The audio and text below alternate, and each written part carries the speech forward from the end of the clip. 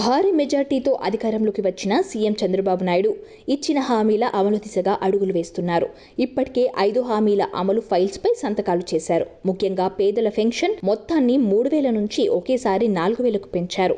చంద్రబాబు తన 3వ సంతకాన్ని ఈ ఫైల్ పైనే చేశారు.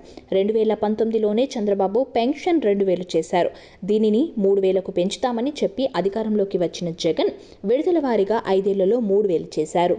చంద్రబాబు ఇప్పుడు ఒకే విడతలో 1,000 రూపాయలు పెంచేశారు. దీని వలన 66 లక్షల మందికి లబ్ధి చేకూరుతుంది.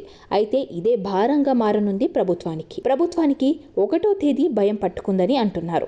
1వ తేదీ వస్తుందంటే 10,000 కోట్ల రూపాయలు అవసరమవుతాయని లెక్కలు వేస్తున్నారు. ఎన్నికల సమయంలో ఇచ్చిన హామీలను అమలు చేయాలంటే వేల కోట్ల రూపాయలు అవసరమవుతుంది. కొత్తగా ఏర్పాటైన ప్రభుత్వానికి నిధుల సమీకరణ సవాల్గా మారింది. ఇచ్చిన హామీల మేరకు 1వ తేదీన వాటిని అమలు చేయాల్సి రావడంతో నిధులను ఎలాగైనా తీసుకురావాల్సిన బాధ్యత ఉంది. కొత్త ప్రభుత్వం ఏర్పడిన తర్వాత జూలై నెల వస్తుంది. ప్రభుత్వం ఇంకా పూర్తిగా కుదురుకోలేదు.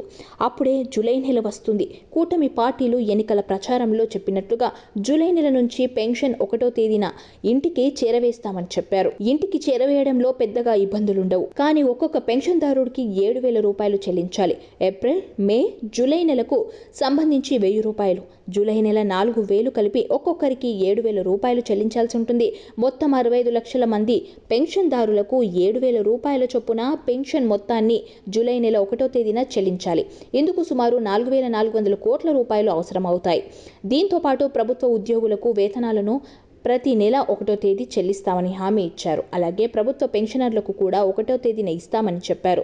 ప్రభుత్వ ఉద్యోగులు జీతాలు, రిటైర్ అయిన ప్రభుత్వ ఉద్యోగులకు పెన్షన్ చెల్లించాలంటే 5,500 కోట్లు అవసరమవుతాయి. మొత్తం 10,000 కోట్ల రూపాయలు జూలై 1వ తేదీన ఏపీ ప్రభుత్వం సమీకరించాల్సి ఉంటుంది. ఈ నేపథ్యంలో తొలి నెల ఫెయిల్ కాకుండా ఇచ్చిన మాటను నిలబెట్టుకోవాలనే ప్రయత్నంలో పాలకులున్నారు.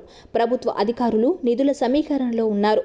ఇంకా కేవలం 11 రోజులు మాత్రమే జూలై 1వ తేదీకి సమయం ఉండటంతో ఇది బాబుకి సవాల్గా మారింది. నిధుల లక్ష్యాన్ని బాబు ఛేదిస్తారా లేక చిక్కుతారా అనే చర్చలు సాగుతున్నాయి.